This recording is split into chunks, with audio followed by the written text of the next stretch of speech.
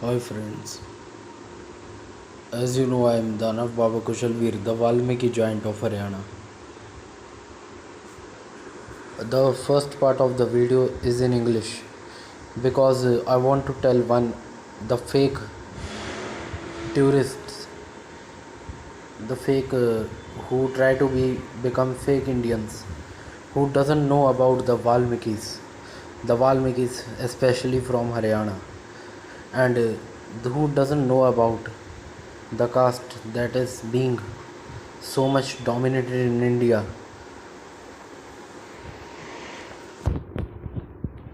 They are fake.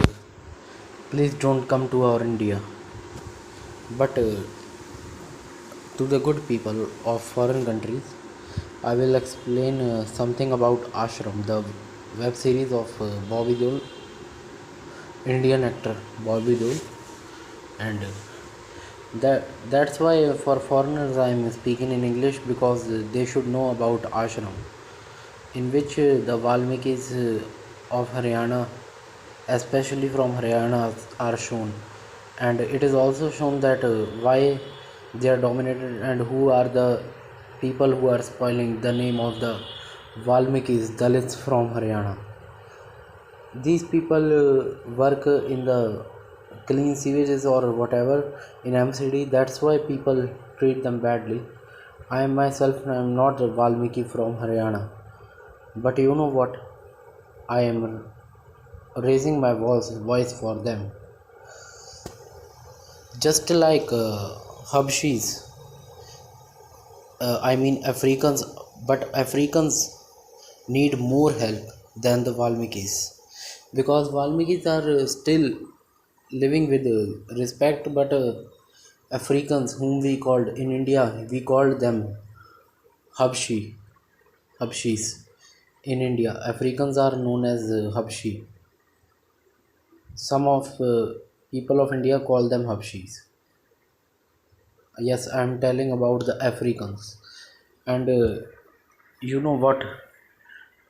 At many, there are many similarities in the Valmikis from Haryana and Habshis, and you should know about the real god of Valmiki, on the name of which the caste is made.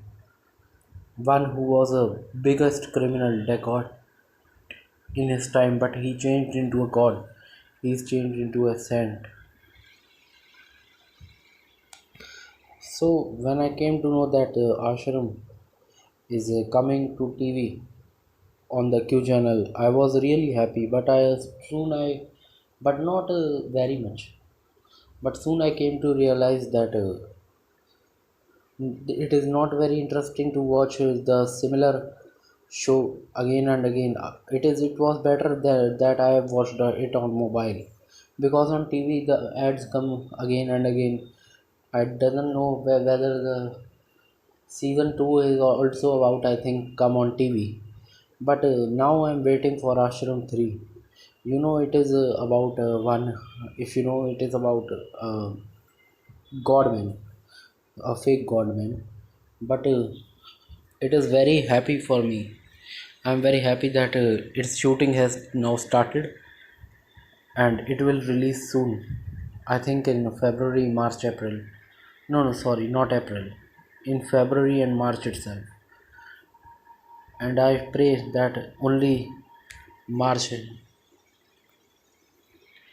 at least March should be the month in which the Ashram web series chapter 3 or season 2 should be released. I think chapter 3 would be better for seeing. So I was telling that in Ashram 3 it is very important that the flashback of Nirala should be shown. It is very important, and and in real life he is Monty, as shown in Ashram. His name is Monty Singh, and Bhupender Singh, whom we called Bhopa Swami. How did they collide? How did they become friends? Not collide, sorry. How did they became friends? When did they became friends? And where they did met? All the past life history should be shown in Ashram. It is very important because flashback is very important from Monty to Baba. How Monty Singh became a Baba Nirala.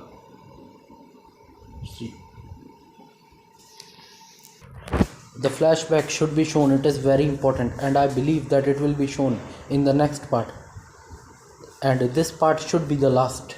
And I know that the flashback will be shown. The flashback story of Baba Nirala will be shown as Monty Singh, and I know that the season will be the last season.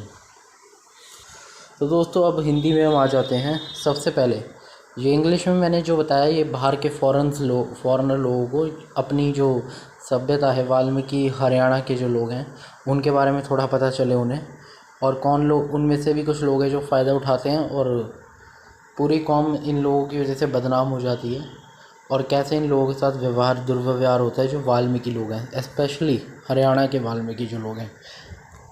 क्योंकि मैं जहाँ तक मेरे को लगता है, मैं जितने भी वाल्मीकि लोगों से मिला हूँ वो हरियाणा के ही होते हैं, और हरियाणा के जो वाल्मीकि हैं उनके साथ भी काफ़ी भेदभाव होता है, जो कि नहीं होना चाहिए, हमें आवाज़ उठानी चाहिए। अब दोस्तों ये जो है, सबसे पहले बताना चाहूँगा मैं कि मेरे को खबर मिली है, देखा मैंने, मेरे को अपडेट मिली है कि ये जो अभी जो बवाल हुआ है आश्रम 3 के सेट पे, किस लिए हुआ है भाई? अक्षय कुमार की मूवी पे बवाल क्यों नहीं करते तुम लोग? आ जाते हैं बड़े। अरे पाकिस्तान के जो लोग हैं, पाकिस्तान में भी तो मूवी बनाई जाती है धर्म के ऊपर, क्या के लिए? उसमें तो कोई पाकिस्तानी, कोई मुसलमान आके नहीं बोला। आप लोग कहते हो कि हिंदू धर्म को ही क्यों ठेस पहुंचाई जाती है? ठेस नहीं पहुंचाई जाती भाई, हकीकत दिखाई जाती है अंधों। और सुनो, जो डायरेक्टर होगा वो तो अपने देश के साथ जो लोगों के साथ हो रहा है उसी के बारे में दिखाएगा ना। जैसे पाकिस्तान में जो मूवी बनाई जाती है, जैसे खुदा के लिए, उसमें भी उन लोगों ने सिर्फ अपने देश के बारे में, जो अपने देश से जुड़े लोग हैं उनके बारे में ही तो बताया ना कि लोगों के साथ क्या होता है। लेकिन मैं भी एक ऐसी एक मूवी लेकर आऊँगा जो किसी बाहर के मुसलमान के ऊपर, मौलाना के ऊपर होगी, चाहे आप सऊदी अरेबिया का कह लीजिए, चाहे अफ्रीका का, चाहे कहीं का भी कह लीजिए, होगी, वो भी मैं आपके सामने लेकर आऊँगा। अब लेकिन आ जाते हैं मुद्दे की बात पर। डॉक्टर निकोलस गैरिगन, एक सच्ची कहानी मैं सुनाने वाला हूँ आज, the last king of Scotland के ऊपर है। मतलब उससे जुड़ी थोड़ी बहुत रिलेटेड है। अभी सच बता रहा हूँ, मेरे पापा को बहुत से जो अफ्रीका के लोग हैं वो जानते हैं। मेरे पापा जो हैं प्रोफेशनली, पेशे में एक डॉक्टर हैं। वहाँ से कुछ लोग आए थे अफ्रीका के लोग, कुछ मैडमें भी थी अफ्रीका की, और वो काफ़ी मेरे पापा को अच्छा इंसान भी समझते हैं, और जो कि हकीकत है। और अब इसमें मैंने देखा कि उन लोगों को हमने ज़रा सी एक पानी भी हमने पूछा उन लोगों को, तो वो झुक कर हमारा शुक्रिया अदा कर रहे थे, जो कि बहुत ही हैरानी की बात थी। और हम में से जो कितने यहाँ के जो लोग हैं भारत के, उनके साथ दुर्व्यवहार करते हैं, उन्हें क्रूअल बताते हैं। कैसा, हमें तो देखकर ऐसा कुछ नहीं लगता। एक बात बताइए, आप लोग जब उन्हें नौकरी ही नहीं देंगे, वो अफ्रीका से, कितना गरीब देश है अफ्रीका, वहाँ से वो यहाँ आते हैं कुछ करने के लिए, आप लोग उन्हें नौकरी नहीं देंगे, पहले से ही उन्हें जज कर लेंगे। सिर्फ कुछ जो स्मगलर होते हैं, कुछ लोग जो 2 नंबर का धंधा करते हैं, उनके वजह से आप उन लोगों को जो सही हैं उनको भी नौकरी नहीं देंगे, तो वो बेचारे करेंगे क्या? वो कहाँ जाएंगे? और वो जो मैडम थी काफ़ी अच्छे थे सब। वो मेरे पापा ने उन्हें किताब जो मेरे पापा लिखते हैं पंजाबी की, वो पापा ने उनको जब दी, पकड़ाई मुफ्त में, तो वो रोने लग गई मैडम खुशी के मारे, क्योंकि उन्हें एक बहुत बड़ा तोहफ़ा लगा, जो कि है भी। और हम लोग इन्हें क्रूअल बताते हैं, इन्हें दरिंदे बताते हैं। ये गलत है। मैं देखता हूँ कि हमारे देश के कुछ जो घटिया लोग हैं, जो हमारे देश में के कहलाने लायक भी नहीं है, किसी भी देश के कहलाने लायक नहीं है, बुरे लोग जो होते हैं, हर जगह होते हैं। वो इन जो हमारे देश के कुछ लोग जो हैं इनके साथ दुर्व्यवहार करते हैं, इन पर वीडियो बनाते हैं इन्हें पीटते हुए। ये अब नहीं होना चाहिए।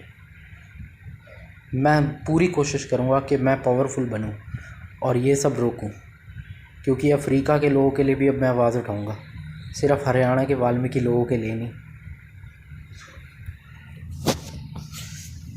और मैंने भी उन्हें बताया अपने हरियाणा के वाल्मीकि लोगों के बारे में कि दुनिया उन्हें नहीं जानती है। दुनिया बाहर से लोग उठकर तो आ जाते हैं हिंदू धर्म को देखने के लिए, लेकिन जो सबसे गहरी चीज़ है वो नहीं जानते।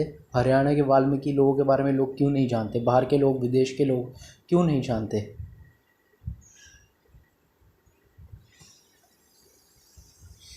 जानना चाहिए। अब निकोलस गैरिगन की हम बात कर लेते हैं। मेरी वीडियो पर एक कमेंट आया, 2 कमेंट आए, मतलब काफ़ी कमेंट आए। मैं खुश भी हूँ। जो निकोलस वाली जो है, मैंने एक सीन जो क्लाइमैक्स है the last king of Scotland का, वो अपलोड करा है उस पर, अपने यूट्यूब चैनल पे। उसके बाद क्या होता है, कुछ एक कमेंट आता है, वो बताते हैं बाहर से, फॉरेन कंट्री से कमेंट आता है। मेरे को नाम उनका भी ठीक से याद नहीं है, लेकिन वो शख्स कहते हैं कि इस सीन में जब मैंने पहली बार ये मूवी देखी थी, इसमें ये दिखाया हुआ था कि जो निकोलस है वो वापस जब अपने देश में लौट जाता है तो ईदी अमीन जो है वो उसे कांटेक्ट करता है। हो सकता है ये सीन भी डिलीटेड हो मूवी से। बहुत सारे ऐसे दृश्य हैं जो डिलीटेड हैं, कम से कम 5 दृश्य ऐसे हैं जो मूवी में से डिलीटेड है, निकाले गए हैं। हालांकि मैं नहीं समझता कि मुझे नहीं समझ आया क्यों निकाले गए हैं। निकालना बिल्कुल भी ज़रूरी नहीं था, डायरेक्टर जो हैं, लेकिन उनसे हम कुछ मतलब अभी ऐसा पूछना, मतलब मैं ये जानना चाहता हूँ, मतलब मैं ये चाहता हूँ कि वो सीन्स भी मूवीज़ में हो, क्योंकि तभी तो मज़ा आएगा, तब तो और मज़ा आएगा ना। मतलब अब ये डॉक्टर निकोलस गैरिगन जो है, एक मेरा जो दोस्त है उसका नाम अभी मैं नहीं लूँगा जब उसकी परमिशन के बगैर, लेकिन उसने मुझे ये कहा था, उसकी इजाज़त के बगैर उसका मैं नाम नहीं ले सकता, लेकिन उसने मुझे ये कहा था कि हो सकता है निकोलस ये कहानी लिखने के बाद मर गया हो। ऐसा भी तो हो सकता है। क्या आपको क्या लगता है? ये जो आपको बता दूं, डॉक्टर निकोलस गैरिगन जो है, जी हाँ वही हीरो मूवी का, लंबे लंबे बालों वाला लंबा सा लड़का, गोरा सा लड़का स्कॉटलैंड का, जिसका रोल जो है जेम्स मैकवॉय प्ले कर रहे हैं, और फॉरेस्ट विटेकर ईदी अमीन का रोल प्ले कर रहे हैं। इस मूवी को भी ऑस्कर मिला, फॉरेस्ट विटेकर को भी इसके लिए 3 अवार्ड मिले, 3 तोहफे मिले, मतलब इनाम मिले, सॉरी एक ही बात है वैसे तो। लेकिन अब ये जो निकोलस गैरिगन है ये असली कैरेक्टर नहीं है, लेकिन ये असली में, मैंने आपको बताया बॉब एस्टल्स जो उसके सलाहकार थे, रिसर्च करने पर इंटरनेट से मुझे पता चला, उस पर बेस्ड हो सकती है। जो ईदी अमीन के जब सत्ता से वो निकल गया था, देश छोड़ के भागा था, तो जिसे जेल जाना पड़ा था 6 महीने के लिए, फिर वो लंदन लौट गए थे, ब्रिटिश जो सोल्जर थे, मेजर थे जो। अब लेकिन अब ये बात भी सच है जो मैंने बताई है कि मीन स्कॉटलैंड के लोगों के लिए इसलिए प्रभावित था क्योंकि उसे लगता था कि स्कॉटलैंड और इंग्लैंड जो है वो अलग है। आपको बता दूं ब्रिटेन भी अलग है, तो ब्रिटिशर जो है वो स्कॉटलैंड पर भी शायद जुल्म ऐसा करते हैं थोड़ा बहुत, जैसा वो युगांडा के लोग, अफ्रीका के लोग पर करा करते थे। और ये काफ़ी हद तक सच भी है। इसलिए ईदी अमीन जो था वो स्कॉटलैंड के लोगों के लिए लड़ना चाहता था। उसने अपना नाम इसलिए रखा था स्कॉटलैंड का अंतिम राजा, और वो स्कॉटलैंड के लोगों को इसलिए पसंद करता था। खैर जो भी हो, निकोलस गैरिगन क्या मर जाता है? मुझे नहीं पता, उसे घर लौटता हुआ नहीं दिखाया गया, लेकिन आगे की ज़िंदगी पर उस पर शायद हो सकता है मैं फ़िल्म बनाऊं कि आगे वो कैसा बना। ठीक है दोस्तों, मिलता हूँ।